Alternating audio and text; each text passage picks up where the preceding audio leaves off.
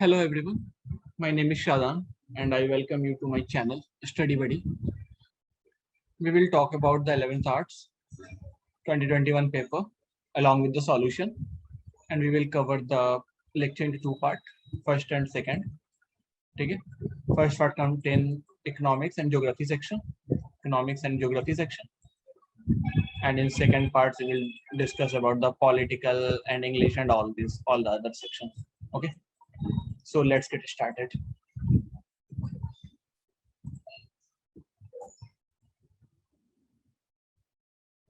Okay तो हम लोग 11th का सेट सी डिस्कस करेंगे. ठीक है, तो first of all the first question is HDI, human development index, that focus on what? They focus on life expectancy, gross enrollment ratio for the 3 level of schooling, national income. It means the answer is all the above. Pick out the correct meaning to define the average income. Average income of a country means the total income of the country. Average income in a country is the income of only employed people. The average income is same as the per capita income. ठीक है, average income जो होगा वो same होगा पर capita income के. Which of the following is true about the literacy rate? ठीक है, so total literate population divided by total population. So it is not a literacy rate. Total literate population divided by the literate population. तो इसका answer होगा D. ठीक है. Which of the following states has the highest human development index? HDI किसका ज्यादा है? तो केरल का. Which of the following activities does not belong to the primary sector? Primary sector से कौन belong नहीं करता? तो banking. How do a big companies contribute in the development of a nation? Big companies किस तरीके से development of a nation में contribute करती है? तो by increasing the demand for their products to advertisement करके वो अपना ये कर सकती है. So not like that. Okay. तो by increasing their profit, ये भी नहीं होगा. By increasing productivity of a country in the manufacturing of an industrial good, तो इस तरीके से वो कर सकती है. प्रोडक्टिविटी का इंक्रीज करके कंट्री का डेवलपमेंट हो सकता है, industrial development. Average income in a country is the income of only employed people. The average income is same as the per capita income. ठीक है, एवरेज इनकम जो होगा वो सेम होगा पर कैपिटा इनकम के. Which of the following is true about the literacy rate? ठीक है, so total literate population divided by total population. So it is not a literacy rate. Total literate population divided by the literate population. तो इसका answer होगा D. ठीक है. Which of the following states has the highest human development index? HDI किसका ज्यादा है? तो केरल का. Which of the following activities does not belong to the primary sector? Primary sector से कौन belong नहीं करता? तो banking. How do a big companies contribute in the development of a nation? Big companies किस तरीके से development of a nation में contribute करती है? तो by increasing the demand for their products to advertisement करके वो अपना ये कर सकती है. So नहीं sir. not like that. Okay. तो by increasing their profit, ये भी नहीं होगा. By increasing productivity of a country in the manufacturing of an industrial good, तो इस तरीके से वो कर सकती है. प्रोडक्टिविटी का इंक्रीज करके कंट्री का डेवलपमेंट हो सकता है, industrial development. Sir last question का वो जो प्राइमरी सेक्टर है वो थोड़ा समझाइए ना. देखिए, बैंकिंग जो आपका है ना, बैंकिंग में आपका कौन सा सेक्टर आ जाता है? बैंकिंग में आप क्या कर रहे हो? बैंकिंग में बहुत सारी चीजों का आप वर्क कर रहे हो कि आप जो भी चीजें हैं आप उन सबको एक जगह. प्राइमरी सेक्टर क्या होता है? प्राइमरी सेक्टर हम लोग उस सेक्टर को कहते हैं जो कि स्टार्टिंग सेक्टर होता है. ऐसे समझ लीजिए कि मतलब कि जो प्रोड्यूस कर रहा है प्राइमरी. जैसे एग्रीकल्चर है तो एग्रीकल्चर क्या है? प्राइमरी है. उस तरीके से forestry, it is also primary. Fishing ये भी प्राइमरी है. माइनिंग ये भी प्राइमरी. मतलब पहला काम तो यही हो रहा है ना इसमें. लेकिन बैंकिंग में वैसा काम नहीं हो रहा. बैंकिंग में क्या कर रहे हो? एक्सचेंज कर रहे हो, थर्ड पार्टी से आपका काम हो रहा है. तो it is not a primary sector. ये क्वेश्चन इकोनॉमिक्स को कनेक्ट कर रहा है. हाँ, इकोनॉमिक्स को टारगेट कर रहा है, बट ये जीके की मैं पूछ लिया. ये कौन सा सेक्शन है? फर्स्ट इकोनॉमिक्स का तो सेक्शन नहीं है. ठीक है, उसके बाद आता है NREGA, national rural employment guarantee act, rural यहाँ पे से गायब है, has guarantee the days of employment in a year in many districts of India, तो 100 डेज का एम्प्लॉयमेंट वो देता है। The value of all final goods and services produced within a country during a particular year is called GDP, gross domestic product. ठीक है, which of the following is a formal source of credit? तो formal source of credit क्या है? तो traders, cooperative societies, money lender या friends and relative. तो formal source of credit क्या है? तो it is a cooperative society. ठीक है. Next is, in a self-help group, most of the decisions regarding saving and loan activities, saving और loan activities किसके द्वारा लिया जाता है? तो सेल्फ हेल्प ग्रुप है, तो ये लिया जाता है मेंबर्स के द्वारा। Which of the following is appropriate meaning of collateral? collateral का appropriate meaning क्या है? collateral क्या होता है कि हम लोग बैंक पे जाते हैं, कुछ पैसे को जमा करते हैं, या मुझे कुछ पैसे लेने होते हैं, तो हम अपना या तो घर की जमीन को गिरवी रखते हैं या कुछ वैसा एसेट को गिरवी रखते हैं, तो it is an asset of the borrowed used as a guarantee to a lender, जिससे हम लोग उधार ले रहे हैं उसको कुछ अपना गारंटी देते हैं कि हाँ अगर मैं नहीं चुका पाऊंगा तो आप मेरा घर बेच डालना। ठीक है। In which country is the Grameen Bank meeting the credit need of over 6 million poor people? ठीक है, कौन सी कंट्री में ग्रामीण बैंक है जो मीट करता है credit need of over 6 million poor people? तो इट इज द बांग्लादेश। ठीक है। Which of the following organization lay stress on the liberation of the foreign trade and the foreign investment? तो ये होता है वर्ल्ड ट्रेड ऑर्गेनाइजेशन के द्वारा। Special economic zone यानी SEZ, ठीक है, SEZ किस are being set up to attract, किस चीज के लिए SEZ को सेटअप किया गया था? It is basically setup for foreign investment. Which of the following has benefited least because of globalization in India? India में क्या हुआ कि ग्लोबलाइजेशन होने की वजह से, LPG कब आया था? 1991 में।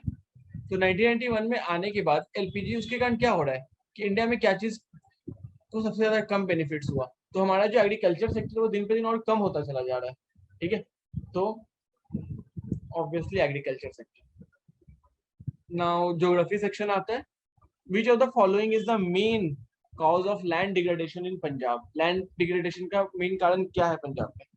तो पंजाब में क्या करते हैं कि वो हर चीज को, मतलब अभी आज के डेट में वो बॉयकॉट करके चल रहे हैं कि अगर जैसे कोई भी पॉलिसीज आ रही है, क्योंकि उनको पता है कि उनको जो पैसे मिलने चाहिए किसी भी प्रोडक्ट, किसी भी एग्रीकल्चरल गुड्स पे, वो उनको मिल रहा है। ठीक है, तो वो क्या करते हैं कि अपने जो उनका खेत होता है उसको क्या करते हैं, ओवर इरिगेशन करते हैं, मतलब कि बहुत ज्यादा ही सिंचाई, लगातार उसपे एसिड मतलब फर्टिलाइजर्स का यूज कर रहे हैं and all this. Laterite soil is useful for growing. Laterite soil basically useful होता है किस चीज के लिए? तो ये होता है टी, कॉफी और काजू नट के लिए। Which of the following is an example of kharif crop? तो मैंने बताया था कि आर फॉर रबी होता है। ठीक है, तो रबी किस चीज के लिए होता है आपका? तो रबी जस्ट आपका वीट के लिए होगा, क्योंकि अपोजिट मैंने बताया था। तो रबी है तो आपका क्या चीज के लिए था? वीट के लिए। तो खारिफ है तो राइस के लिए। मतलब कहने का मतलब कि आर अगर था तो आर अपोजिट साइड इसको उठाकर ले जाइए। ठीक है, तो इसका हो जाएगा राइस, खरीफ क्रॉप का। ठीक है, उसके A system of agriculture where single crop is grown on a larger area. तो लार्जर एरिया पे जो हम क्रॉप के चीज को ग्रो करते हैं तो वो होता है plantation agriculture. So option C is correct. Which of the following is not true about Bhoodan Gramdan movement? ठीक है, it was initiated by Vinoba Bhave. हाँ, इनके द्वारा इनिशिएट किया गया था। इसको ब्लड लेड रिवोल्यूशन भी बोलते हैं। महात्मा गांधी डोनेटेड 80 एकड़ of land? No, Mahatma Gandhi ने लैंड डोनेट नहीं किया था। It is donated by some other. तो which of the following is not true? तो महात्मा गांधी वाला ये ऑप्शन होगा। ठीक है। Which of the following industries use bauxite as a raw material? Bauxite को रॉ मटेरियल के तौर पे यूज करते हैं, तो कौन है? तो aluminium smelting. Which of the following industries use limestone as a raw material? Limestone को कहाँ पे यूज करते हैं? तो लाइमस्टोन को यूज करते हैं सीमेंट में। ठीक है। Which of the following is true about the fertiliser industry in India? कौन सा इसमें ट्रू है फर्टिलाइजर इंडस्ट्री इन इंडिया? तो they produce nitrogen fertilizer, urea, ये सही है। They produce phosphate fertilizer, ammonium phosphate, ये भी सही है. They produce complex fertilizer which have a combination of nitrogen, phosphate and potash. ठीक है, ये तो होता ही है. It means all are true. What was the per capita consumption of steel palladium in India in 2018? ठीक है, तो it is 70.9 kg. ठीक है. Which of the following cities is known as electronic capital of India? Electronic capital of India किसको बोलते हैं? तो बैंगलोर को कहते हैं. ठीक है. 60% of sugar mills are concentrated in which of the following state? तो आपको पता होना चाहिए शुगर मिल कहाँ पे है. तो शुगर मिल आपका तराई की रेंज में. तराई का रेंज कौन सा होता है? तो यूपी बिहार का रेंज होता है. तो ये हो गया आपका UP Bihar. Which of the following port is the biggest with a spacious, natural and well sheltered harbor?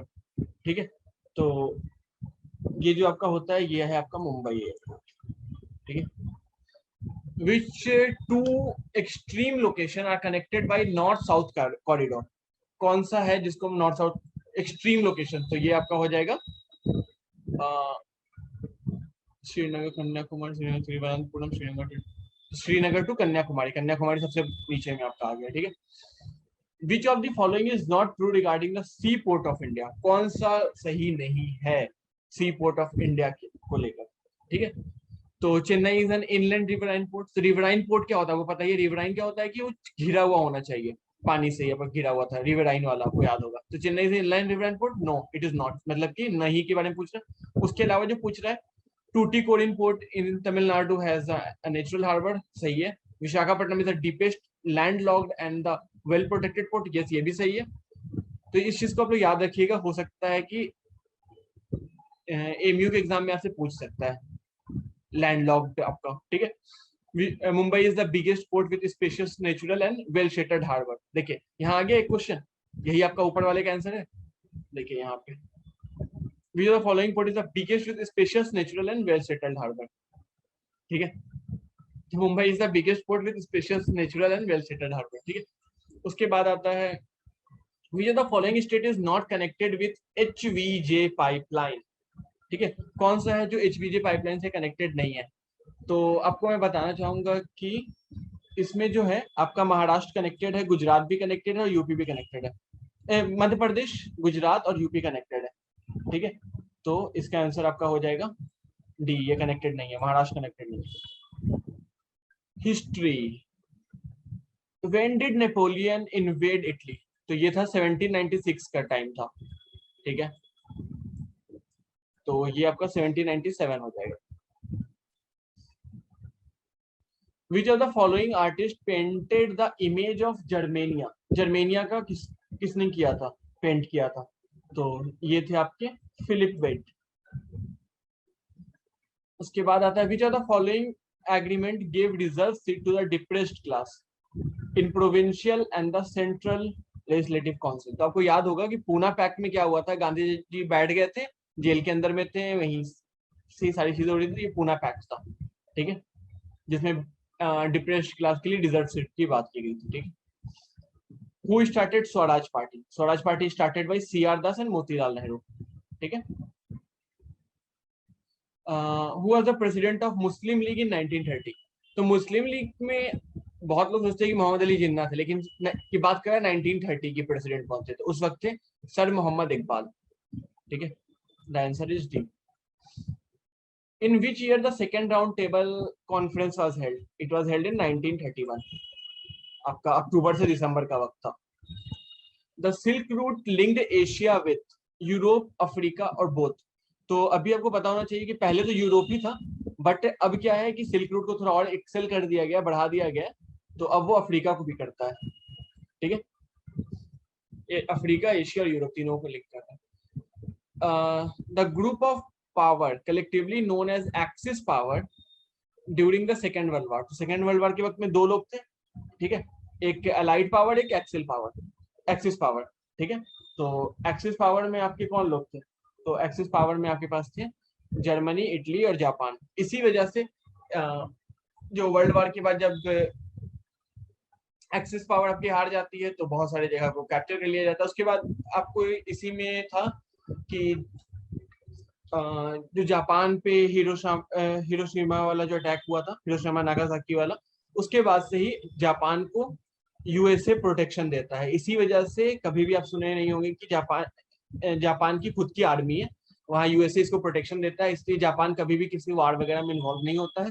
और यहाँ का ह्यूमन रिसोर्स काफी ज्यादा डेवलप है, ठीक है। What were the product India carrying on the active coastal trade in ancient time?